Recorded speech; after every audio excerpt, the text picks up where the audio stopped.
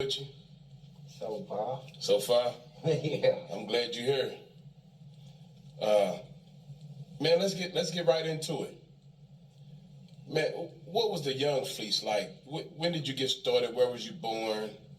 And tell us a little bit about your childhood. Well, I was born in Louisville, Kentucky, west end of Louisville. Projects called Southwick. Works as most violent projects in Louisville. And I live right across the street from the school, Duval. Yeah, my parents went to Duval. What about when did the Menace come out? Because you got started pretty early. Yeah, my minutes came out, early. I said I was about 12 when it came out. What was your first crime? Well, my first crime was stealing a car. At 12? Yeah. Wow. You weren't playing? No, I wasn't. And I used to steal cars. I had a little gang. And we steal cars and we'd go mess with the police. You know, I drive right up to the parking lot. When they change shift, run into one of them, cuss and make them chase us. And we had a position where we'll take them through the alley to initiate to get in our gang. You would have to do this. Bring the police through the alley. We be sitting on the cut. And when we see your car trouble by the alley, we know they right in back of you. So when they come out of the alley, we'll hit them, flip their cars and shit. So this went on for quite a while, man, and the police caught all my little gang members, and they all told on me. And so now they want to get me. So, but they could never catch me because I was too good. You know, at least I thought I was, right? Right. And then one night on 34th Street, they blocked the whole street out in a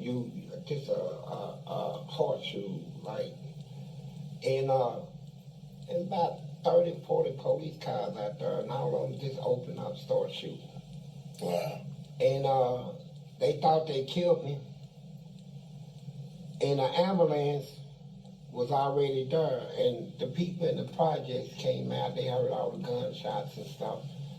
So the police told me, he said, if it wasn't for your nigger friends, we would have killed your black ass. So I spit on him in the back of the police car. Well, he went for his gun, and the other police that was driving took his hand off the steering wheel to try to stop him. And we on Broadway, the car's going like it, and so they called back up and they took me out of there and put me in another police car, right? Well, I went to the children's detention at the time. Was it JCYC? No. It wasn't? No, just children's center, that's okay. What they call it.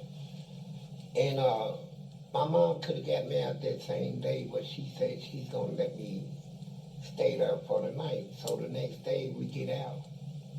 So the Courier Journal newspaper, the leading newspaper in Louisville, in Kentucky mainly, they put that on the front page, that shooting right there. So we could have got some money over there.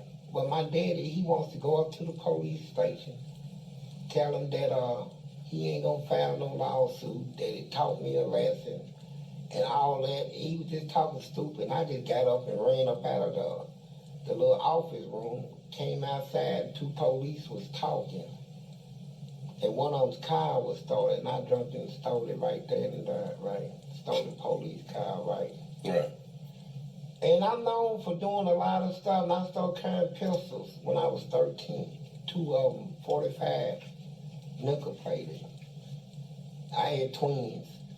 And so I robbed everybody. I robbed crack gangs, dope fiends, prostitutes, faggots, sissies, you name it. I was noted for it. I was the most feared young person in Louisville at that time. You know, and I ain't have no fear of the police, right? And as a matter of fact, another thing, they documented, I had a cousin called John Sanders. And in the project of Collar Homes, I'm driving through there in a stolen car. They got him spread eagle on the ground like this, making it, shameful. I got out of the car, drew on the police, took their weapons, got my cousin up out of the streets, and we took off. That's the type of person I was, right? So I was such a menace that when they finally caught up to me, they said, we're going to send him to the penitentiary. I got locked up for 16 robberies, 8 shooting and wounded in a car theft. So in a plea agreement, I took 12 years. At 16 years old? No, I was 15. At 15? Yeah, I was 15, and they sent me to the penitentiary. Even though back then, they had a law back then that juveniles can't go to adult prison, they sent me. They said, fuck that law, they sent me. So, when I get to prison, the same newspaper, Courier Journal, they came down to interview me my first day there. The headline read, 16-year-old prisoner wants to get out and go straight. That's the headline. So, and they still got that headline in the Courier Journal. I had a friend that she had to pay $15, $20 to get it, but they still got it on file. So, when I hit the prison, I see a lot of people out of robbed and stuff, and they talking shit. Oh, it's just gonna be a good day. Look who they just brought in. But what they didn't realize, I had 2 brothers locked up, 2 cousins, and a handful of just die-hard gangster niggas, Yeah. So I started fighting down there, and my brothers, they run all up to my brothers, tell your little brother this and that, before we heard him, my brother, like, you gonna do shit to him, And so I fought and fought. And they had this dude down there named Reggie. Big old, I'm talking about, back then they was wearing afros. This motherfucker had a big ass chest. His chest was so big that he could put a canned good on his chest and level it. It stuck out so far. And every time I go take a shower, this nigga would come in the shower behind me. All the muscles and all that shit. I ain't have no muscles, And he used to stare at me. I look over at him. This nigga was washing up, staring right at me. So I'm like, I tell my little partners and shit, what's wrong with this nigga? Keep staring at me and shit, right? How old are you at this time? 16. Wow. This nigga here is in his 30s. Mm. And I'm a child, and I guess he thought he had some fresh meat, So one day, this went on and on. I ain't never said nothing to him about it. To be truthful, I was sort of like afraid of this nigga, for this nigga was just huge, man. I just said, God damn, I can't do nothing with this nigga here, man. Just ignore him, right? But one day he came out of the shower and brushed against me naked and said, excuse me. But I know the nigga did it on purpose, right? So I said, okay, that's it. So they had glass paint jars that they sold to inmates out of commissary. So I went back there and took a paint jar, dumped the shit out and broke it. I come back in that motherfucking bathroom. He said, he was going to the store that day and asked me if he can pick me something up from the stuff. Nigga, you don't know me like that. So I already know what you done already brushed up against me naked. I felt your goddamn dick hit my side of my leg, right? All that excuse me shit, come on, bro. I took that motherfucking paint jar and I said, man, I cut the fuck out of this nigga. This nigga ran, I'm right in back of him, cutting him, slicing him, everything. When I broke the glass, it had points on it. And, yeah. And so, because I did that, the guards and the administration back in, they said, look, you think you a tough little son of a bitch. We gonna send you somewhere, motherfucker. And we gonna see how tough you are. So they sent me to Eddyville, the maximum security penitentiary. Eddyville. Yeah, when I get down there, here's what got me about that prison. When I come on the yard, man, I'm 17. All these people in there in their 40s and 50s and 30s. I'm a child, the only young child in there.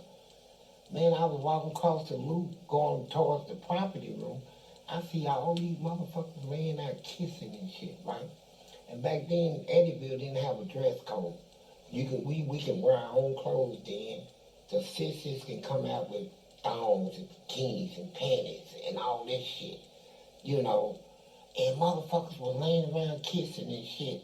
So I'm like, what the fuck they got me at, man? You know. And so everybody staring at me, and I kept hearing the word nigga, nigga this, nigga that. I said, man, all these blacks down here, they tolerating this shit.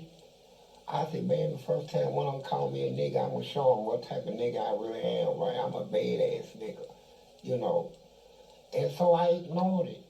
And the second day, I get in the fight right there in the kitchen. They had some old bullshit out that can't nobody eat cheese. If you eat cheese, you a rat. They had that bullshit out there. And people come through the dining hall, they have hamburgers on, you know, put cheese on. When nobody get the cheese. So I told the man, I said, I ain't know nothing about this shit. So I said, can I get some cheese? He gave me a whole block of it. He said, yes, you can. So when I said it at the table, my friend from LaGrange, the other prison, he said, man, get that off your table, man. You eat that shit, everybody gonna think you're a rat. I said, fuck them. I'm gonna eat what the fuck I wanna eat. Not dare one of them call me that. And I heard a table, somebody kept saying, rat. I said, who the fuck is saying that? So I looked over and seen a group of white guys looking right at me. And when I seen that rat come out of his mouth, I just went over and just swung on the whole table. Everybody, so I went to the hole. So the guards and them thought this was gonna, like them white guards, they was racist. So they said, we're gonna put you back. You know, we went in front of the Justice Committee, they said, we're gonna let you out of the hole. And I guess they thought I wasn't gonna come back out. And yeah, I came out and it was an old black man. He said, I don't know who you are. I mind what you did. I'm too old to fight. He said, but take this. You gonna need it. He gave me a butcher knife. I took it, and I seen that same group of white boys that I swung on come down the step. I already know they coming for me, right? So I just took off running straight towards them with the knife in my hand. I said, fuck it. You know, they might kill me, but I'm taking some motherfuckers out with me. So you doing this at 17, 18 years old? Yeah, I ran straight towards him. And then when I got almost up on him, they was hollering, hey, yo, ho, slow down, bro. Slow down, man. We ain't come to fight.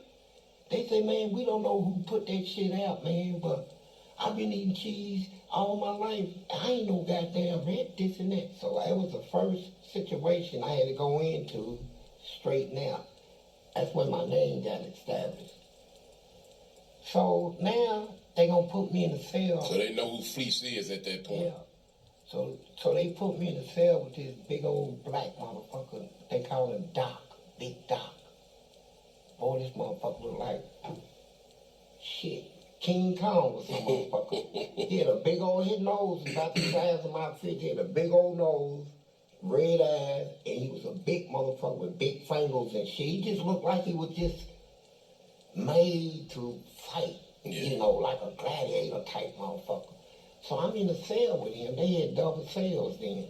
I stopped that long. I'll tell you about that. Well, this motherfucker, that's the one I was telling people about it, had that hole in the wall. Yeah, that was to trick the younger people, right? Go ahead and tell us about that, cause yeah, he had a hole in his wall. See what he did? It was a hole in his wall. So he took a little balloon thing and put some baby powder in it and blowed it up to where it swelled up. So he pressed it into the hole, stuck it in her, and then took a sheet of paper and put some cement on it.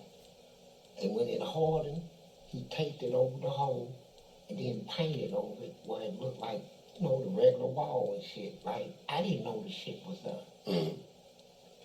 So he started talking crazy and shit. He got to fuck something, all this old shit. He got a what? Fuck something. Oh, okay. He trying to get somebody to mess with. Nah, he was trying to fuck me. So that's what his mind was on, right? He was trying to fuck me, right? Yeah. So by that time, the door opened. We went out for chow, right? So I was telling some of my friends out there, man, this big black motherfucker. And so they gave me a little knife, little knife. Cause the butcher knife I used on the other incident, I had to get rid of that because if they caught me with it, they was gonna charge me with it, an outside charge. Mm-hmm.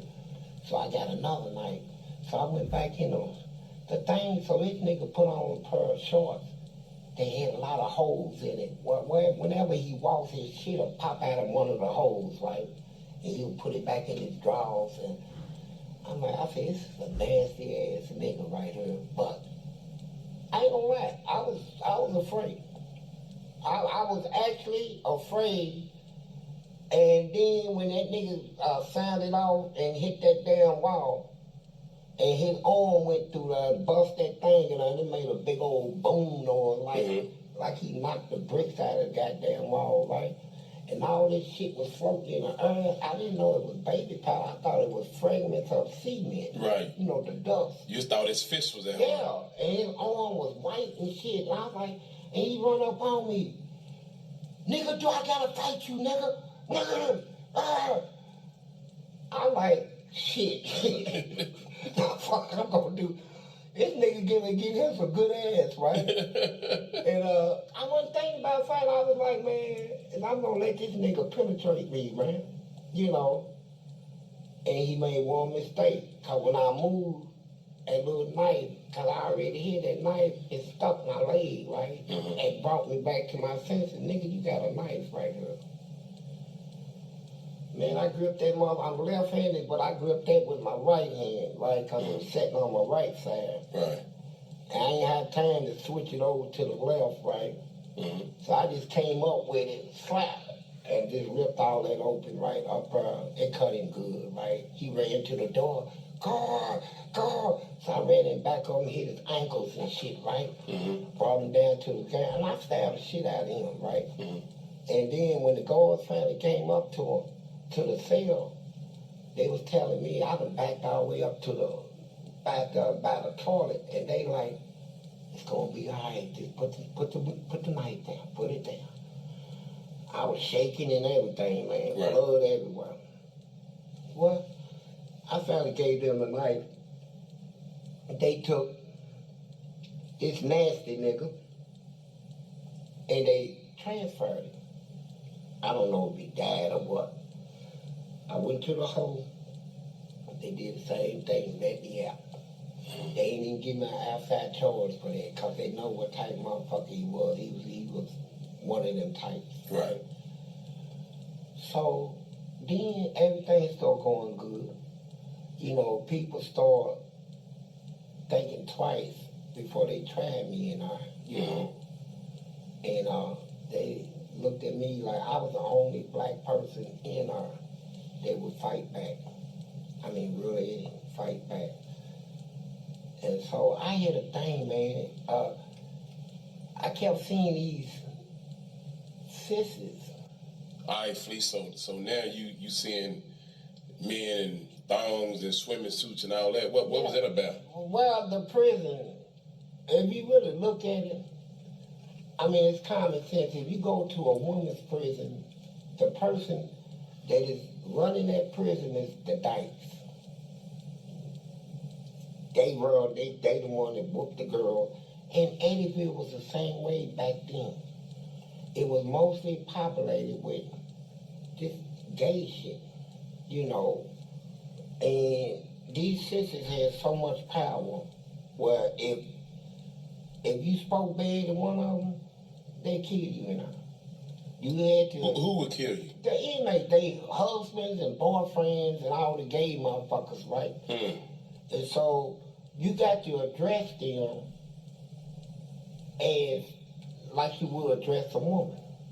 Ma'am, miss. Yeah, ma'am, miss, yes ma'am, no ma'am, and all this shit, right? And call them a she. How old are you at this time? I'm still 17 when all this is going on, man. And I'm just now getting, you know, so I said, man, fuck this shit, right? So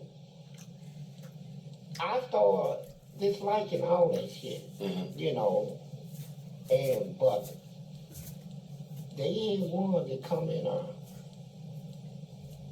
I'm talking about this motherfucker's ass was so fat.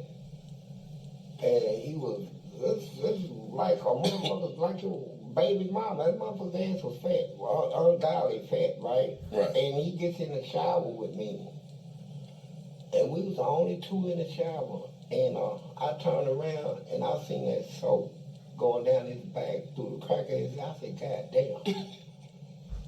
And I knew I had a problem right there, right? Yeah. I mean, seriously. I said, fuck this shit, man. I ain't cut like that. But man. You hadn't done nothing then? I ain't done shit. Okay. And so, it's I say about 8 to 10 years in, you know, motherfucker get tired of all that jacking off shit. You know, and being that I came in so early, I didn't have no memories of girls that I done fucked, because I ain't even had a woman yet, you know. Because I was in jail at 14. I ain't even fucked with a woman yet, you know. Ain't never kissed one, none of that shit. Now I'm in the penitentiary around all this shit, right? So, you know, you switch from masturbating to looking at freak magazines, you know, porn magazines. Right. So that was the big thing, you know, but you get bored on that shit. You get burnt out on it, you know. And then, you know, something got to give, man. So you wasn't necessarily gay when you went in, because you didn't even like seeing it at first. No, I wasn't gay, period. Okay. You know, when I went in that motherfucker, I hated that shit. Right. You know, I hated the sight of it, you know. And when I used to rob them on the streets and shit, right, I used to smack them, all that shit, right?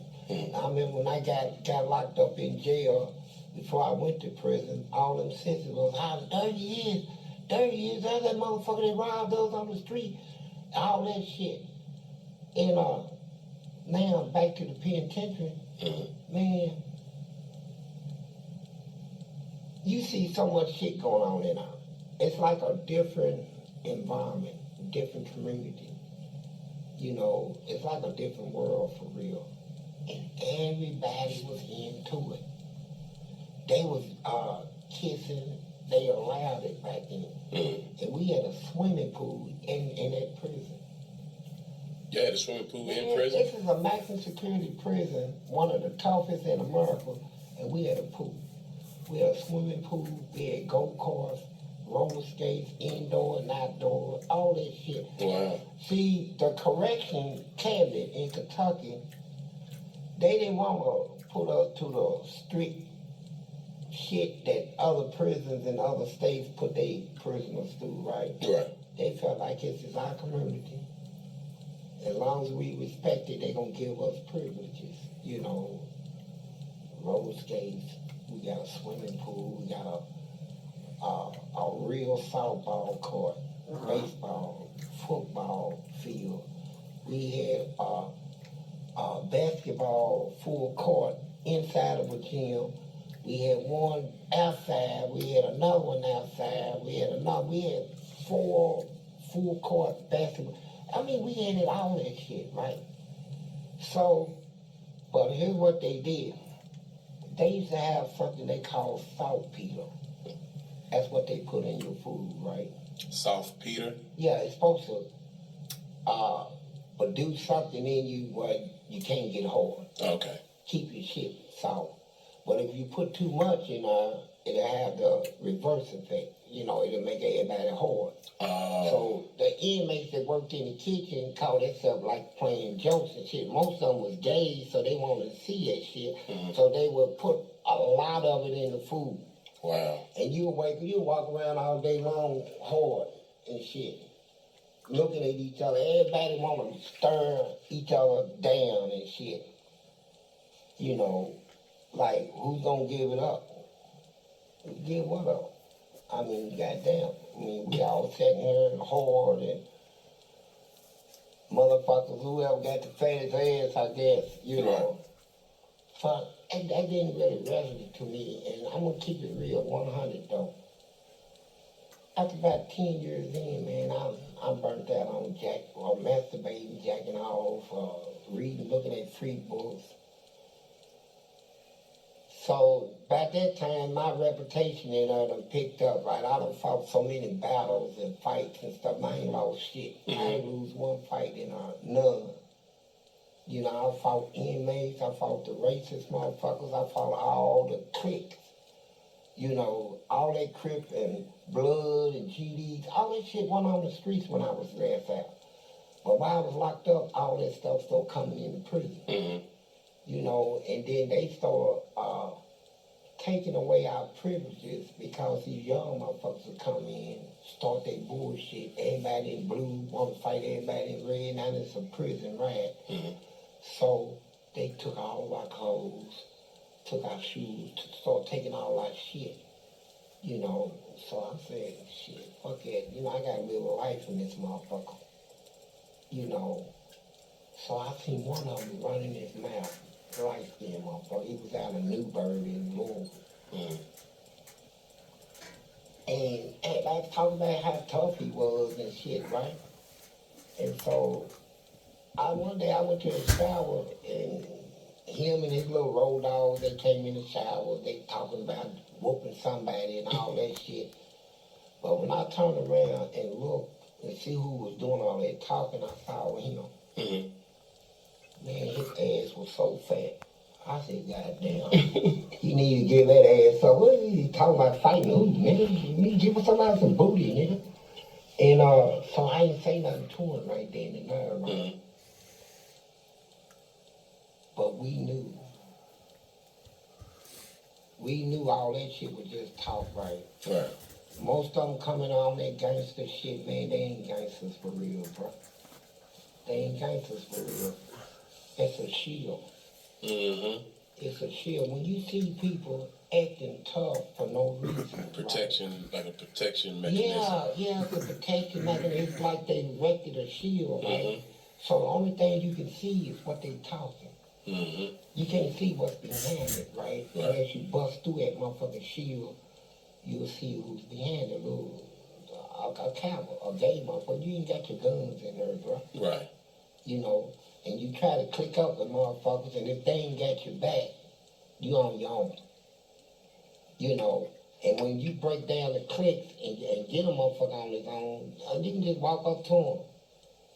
And taking ass in prison, let me tell you, they give it up. Don't nobody take shit. You ain't gotta take nothing. You don't gotta take shit. You can just break through that little shield they got up, all that tough talk shit. Break through that. It's something they want to do, man. They want to give it up. Wow. And I started picking up time and shit, and I went down with 12 years and picked up 40. Yeah, we gonna get into that because I think that's pretty wild. You had a 12-year bid and end up doing 40.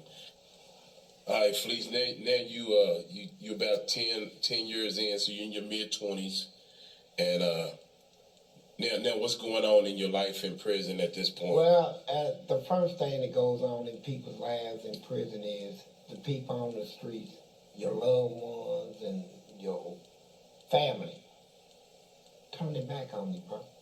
Stop sending you money. don't come to visit you. You just like on your own. Don't nobody want to fuck with you, you know. And I'm like, fuck them. I don't need them anyway, right? Mm-hmm. So prison is just like the streets, you know, in a certain way because we got to live in there and survive, and people get robbed in there all the time. If you got money, you better know how to fight. If you don't know how to fight, somebody gonna take your money and take your ass and all that with it, Mm-hmm. you know. And so I started running shit. And let me ask you. I don't mean to interrupt you. Let me ask you a question real quick because you said it's been said that you was taking ass, and you just said now you don't have to take no ass. No, you don't have to take shit. Motherfuckers give you ass, man. I'm gonna ask everybody to listen to this shit. Now, I'm gonna ask you this. What is the big fucking difference? A ass is ass. In my book. You know. In your book because of where you are at the time. No, period. On the streets in prison, ass is ass, you know, to me. You know, ass is ass, bro. I mean, you know, you like out here in society, mm-hmm. you got a lot of women out here. Right. You know, and motherfuckers don't need to go that route. You know, you got ladies out here, you got motherfuckers out here you can fuck for a bird. $2, $10, shit like that. Right. You never need to go do anything, you know, but in the penitentiary, mm-hmm. how many people you know is strong enough? You know, you got a lot of fake motherfuckers that sit there and tell you a lot of shit about, man, I did 30 years or 40 years or 20-something years and ain't nothing, I ain't never did it. He's lying. That's a goddamn lie. It was said again, I'm sorry. You got people that get out of prison that done did a lot of prison time, mm-hmm. over 15 years, and they try to tell people when they get out, yeah, man, I was strong in there, man, I held up. He's lying like shit. He didn't do shit, but what everybody else did in the penitentiary. They sneak around, get their dick sucked, fuck somebody in the ass, buy ass. They sell ass in our, them sisters in our sells it. You know, just like prostitutes do on the streets. And them sisters in our look like women. Behave like them, conduct themselves like them, talk like them, and they have all the women traits. You know, they have the big hips, the big butts, the small waistlines. Some of them got titties. You know, and some of them is just think they was women. And it's hard for a motherfucker that been in for a long time to see them keep walking back and forth past your cell with all their booty hanging out and shit, not trying to get none, you know. Right. And so, it's like it is on the street. Whoever got the most money can get whatever the fuck he wants in the penitentiary. You gotta have money to get it. That's why I ran stores, poker games. I did all kinds of shit, right? And I accumulated a lot of money in there, right? You started doing this in your mid-20s to late 20s? No, I was in my 30s when I started making all that money. Okay. And I put my nieces and nephews through college.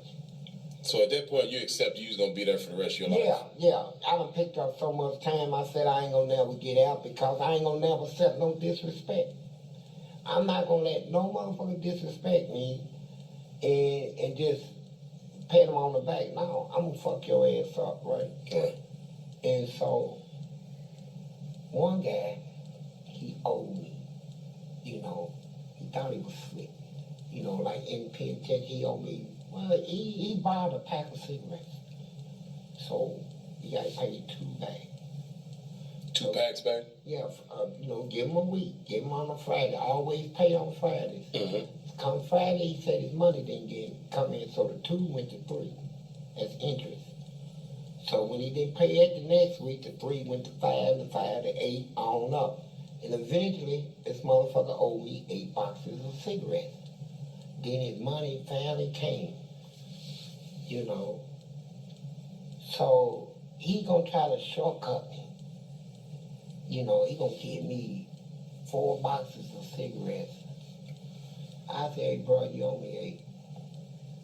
I know I owe you, and I don't know what else to do. I said, well, I'm gonna tell you what to do. Pay me my goddamn money. You know, pay me my goddamn money. And I looked at him real hard, like, you know, yeah.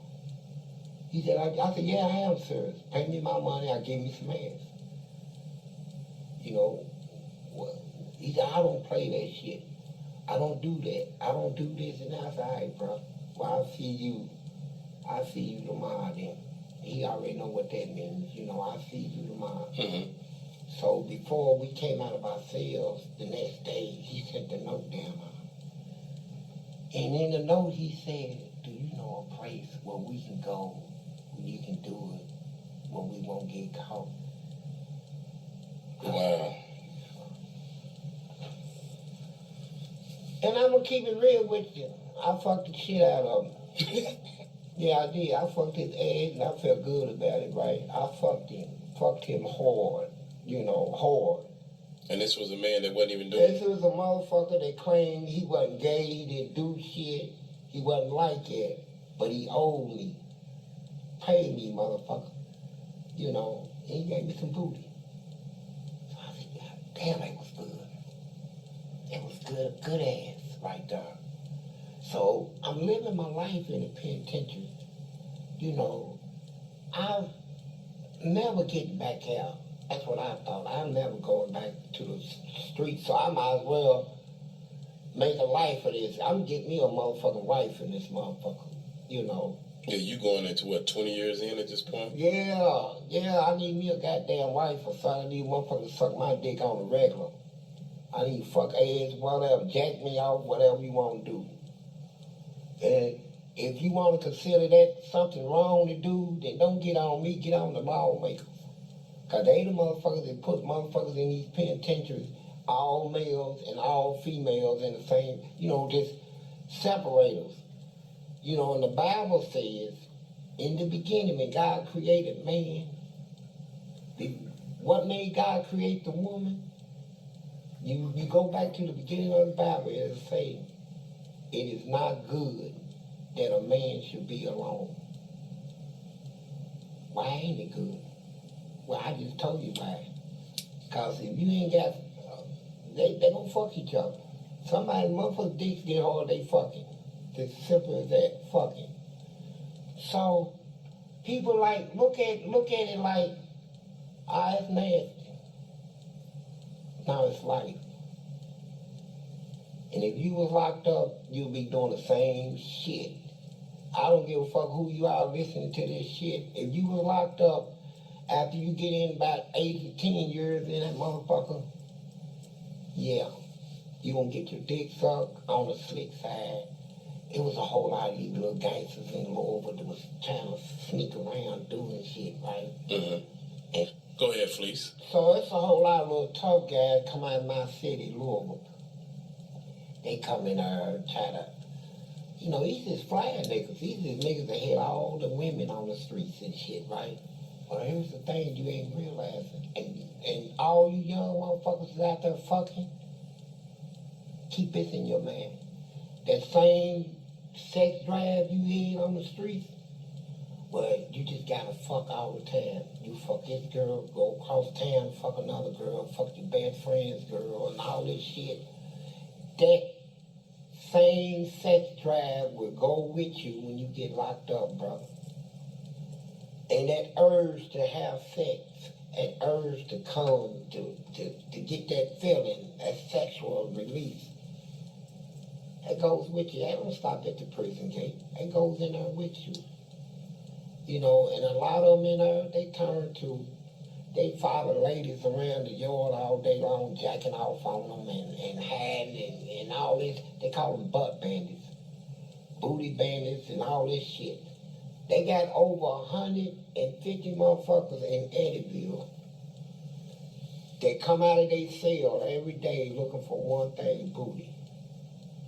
They don't want no goddamn food, canteen, or nothing. They want ass. That's what they come out looking for. And if they find any weakness in you, they come and get it. They don't give a fuck how you look. So these young people come in with these real high sex drives and shit. So one dude, I got tired of hearing his mouth. He was talking about these nasty ass sissies down there, and all they got down there is sissies and all this shit. Little pretty motherfucker. You know, it's one of them type of niggas on the street.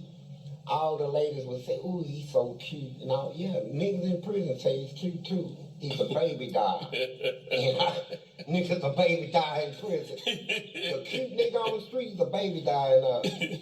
And every woman, all you ladies out here that have a man, you know if your man got a fat ass or not. You know, let that go through your man. Do he have a little fat ass on him or what? So when they get him, so I got to hear him dude run his mouth so bad. And I know I already fucked one of these motherfuckers, right? A couple of them at that time, right? Yeah. So I'm offended, right? So I tell a sissy, I say, look, I'll pay you.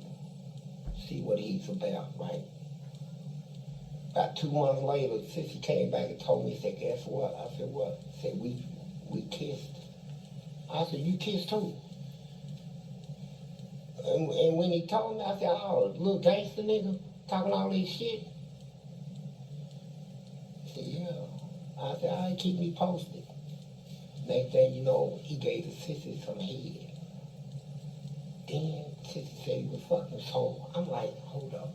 I got to see this with my own eyes, right? Can you set it up where I can walk in with a crowd of niggas from Louisville and bust this motherfucker, right? Catch him right in the act. And we did. And that sissy was hammering in his ass. I'm talking about he was throwing log in him, bro. You know, you think a motherfucker's a sissy, he ain't got no, these motherfuckers had dicks bigger than ours, right?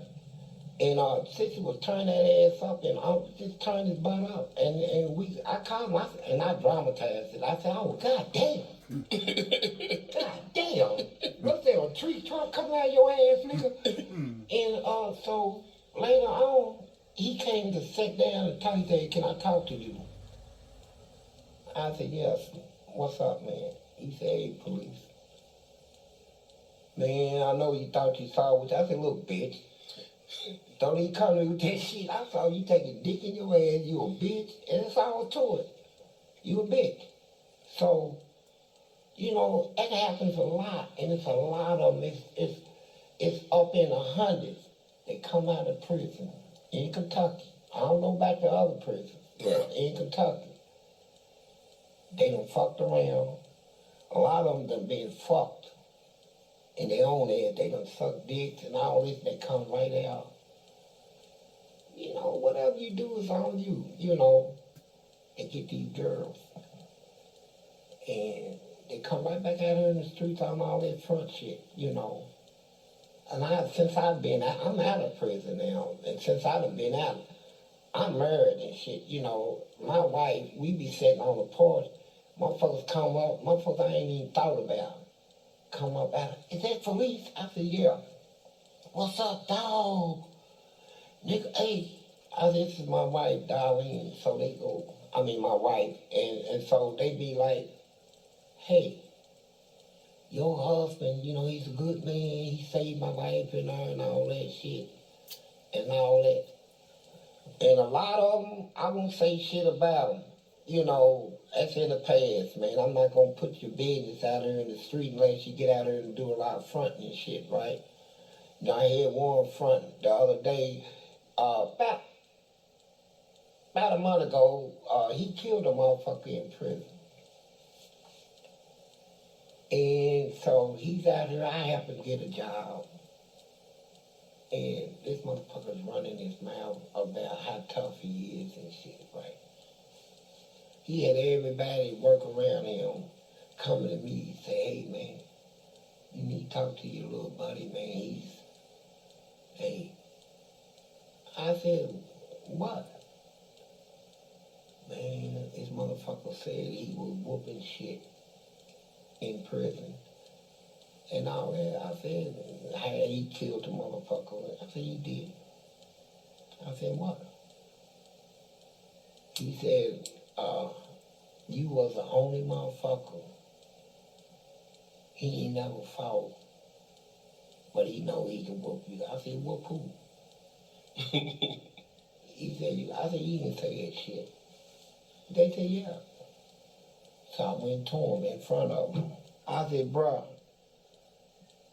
you run around telling motherfuckers all this shit you did in the penitentiary, who you killed, and yeah, you killed a motherfucker, you know? And you will fight, but you can't whoop me. Plus you a bitch. You know, you want to put it out there? I was in there when you sucked dick, took it in your ass. You know, you even wanted me to be your man, but I didn't want you. I said, I'm lying. He turned his back and said, you win that, brother. And didn't say nothing else, right? And I hated to do that, but you know, sometimes you step up to motherfucker. I'm a real motherfucker. I keep it 100, 100. I keep it gutter. I don't give a fuck about what any motherfucker think about me, right? And because anybody got something to say about me, I got something to say about them, you know, so we can go there, you know. I mean, what sense would it make for a prostitute to say that somebody that have sex with men, he's a dog? Well, what about what you do? What does a motherfucker baby raper look like running his mouth towards somebody? See, in prison, we had a code in there. As long as you wasn't a rat and wasn't the police, and you didn't do that baby raping shit, hey, we ain't got no love for you. You know, as long as you keep it real, right? But them motherfuckers that do all that other shit, yeah. But I wanna, since I've been out, I done heard a lot of people confront me. Say, oh, you the booty man. You the booty man, you the, oh, fuck you. I said, I'm what? Say, are you the booty man? I saw your documentary, this and that, all that shit. You know, I said, what you want to do, suck my dick? Is that what you want me to do, fuck you in your ass? Oh, no, I was just saying, man, I like the documentary, all that bullshit. But here's what I want to tell all my young G's, man, because even though I'm up in age now, I still got my youngness. And we're gonna cut it right here after this. Go ahead. Go explain. I want all my young niggas to know throughout the whole country, bruh. Hey, you gotta watch yourself when you go in them places. Your best friends are set you up. I've seen that so many times. There you have it, folks. Fleece Johnson, the infamous booty warrior, is out of prison. And he's got some new booty by the name of Darlene. Congratulations, Fleece. Welcome home. Like, share, subscribe to the channel. Shout out to guy who did this interview. Hustle Spirit. Shout out, man. Thank y'all.